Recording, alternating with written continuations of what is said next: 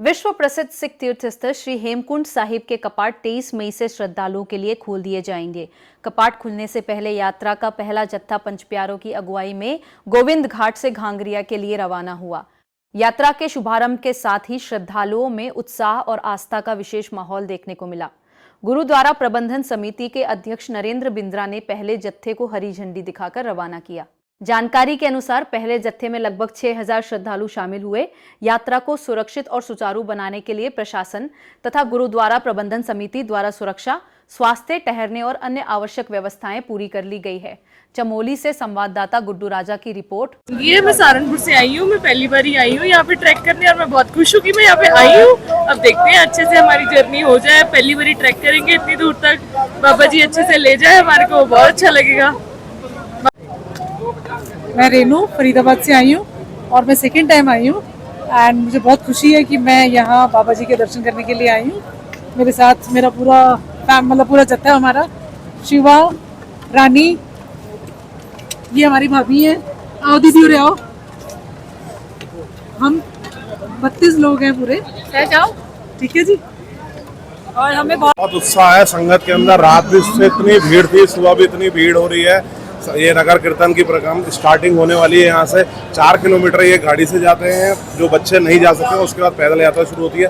नगर कीर्तन अभी यहाँ से स्टार्ट होगा और बहुत ज़्यादा रश है। मैं फर्स्ट टाइम आया हूँ इस टाइम नगर कीर्तन के स्टार्ट में, क्योंकि लास्ट जो टाइम आया था मैं 10 साल पहले आया था, 3-4 बार मैं आ चुका हूँ। इस टाइम मैंने उत्साह जो देखा है बहुत टाइम बाद देखा है, बहुत ज़्यादा संगत है। गुरु की बख्शिश हुई है कि आज 22 मई को गोविंद घाट से 5 प्यारों की अगुवाई में श्रद्धालु श्री गोविंद धाम के लिए रवाना हो गए हैं और कल 23 मई को श्री हेमकुंड साहब में सुबह पहुंचकर और इस साल की यात्रा का जो शुभ आगाज़ हो रहा है उसमें सभी लोग शमूलियत करेंगे। मैं आपके माध्यम से कहना चाहूँगा कि इस साल 2011 में जैसे भीड़ शामिल हुई थी यात्रा में, तो इस साल लग रहा है कि वैसा ही संगतों में उत्साह है। लगभग 6 से 7 हज़ार लोग रात गोविंद घाट गुरुद्वारा में थे, जो अभी 5 प्यारों की अगुवाई में घाघरिया के लिए निकले हैं। बहुत अच्छी व्यवस्था है, सारी 5 प्यारों की अगुवाई थी, उसके साथ बैंड बाजों की दोनों में गतका पार्टी और सभी नानक नाम लेवा संगत है जो वाहिगुरु का जाप करते करते आज सुबह 9 बजे घाघरिया के लिए रवाना हो गए हैं। ये 20 तारीख को ऋषिकेश से पहले जत्थे का प्रस्थान हुआ था, जो कि 5 प्यारों की अगुवाई में वहाँ से चले थे।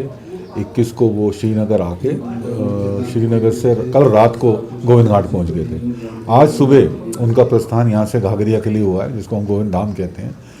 इस बार संगत जो है गत वर्षों से काफ़ी ज़्यादा है और उत्साह भी बहुत ज़्यादा है, और उसी को देखते हुए हमने जो व्यवस्थाएं हैं थोड़ी सी बढ़ाई हैं।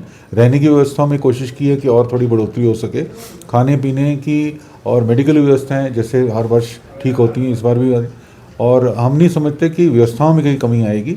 लेकिन उत्साह देख के हम खुद में बहुत खुश हो रहे हैं कि कल इस बार जो हेमकुंड साहब के लिए आ रहे यात्रियों के लिए, जो हमारा स्थानीय है जिनका रोजगार भी चलता है इन्हीं के बहाने, तो वो भी बहुत खुश हैं। तो हम प्रभु से यही प्रार्थना करते हैं कि जो भी इस यात्रा के लिए आ रहे हैं उनकी यात्रा और उनकी मनोकामनाएं पूरी हों और वो इस यात्रा को सुखद यात्रा करके यहाँ से जाएं।